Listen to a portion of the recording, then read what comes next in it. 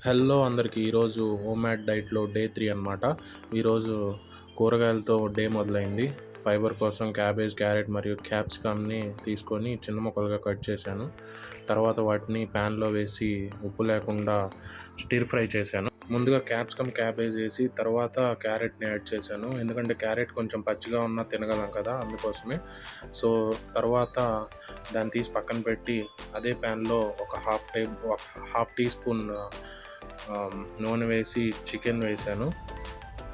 తర్వాత ఆ చికెన్లోకి కొంచెం వాటర్ యాడ్ చేసి వాటర్లోనే చికెన్ని బాయిల్ చేశాను. మీన్ టైంలో ఎగ్స్ కూడా ఎగ్ బాయిలర్లో బాయిల్ చేశాను. సో ఇదే అనమాట ఈరోజు నా ప్లేట్. మోస్ట్లీ ఇది ఒక బ్యాలెన్స్డ్ డైట్ ప్లేట్ అని చెప్పొచ్చు.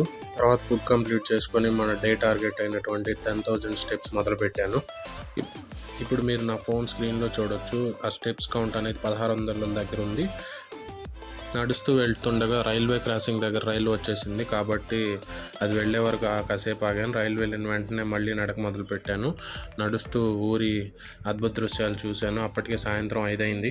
కానీ అప్పుడే చంద్రుడు కనిపించటం చాలా మంచిగా అనిపించింది. నేను నా నడకను కొనసాగిస్తూ రైల్వే ట్రాక్ పక్కగా నడుస్తూ ఉన్నాను.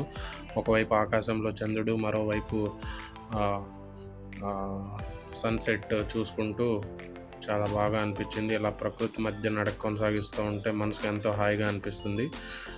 మనం 10,000 స్టెప్స్ నడుస్తున్నాము అన్న అలసట ఏమాత్రం అనిపించకుండా చుట్టూ పచ్చటి పొలాలను చూసుకుంటూ ఆస్వాదిస్తూ నా నడక కొనసాగించి చివరికి ఎట్లాగైతే నేను నా 10,000 స్టెప్స్ని పూర్తి చేశాను.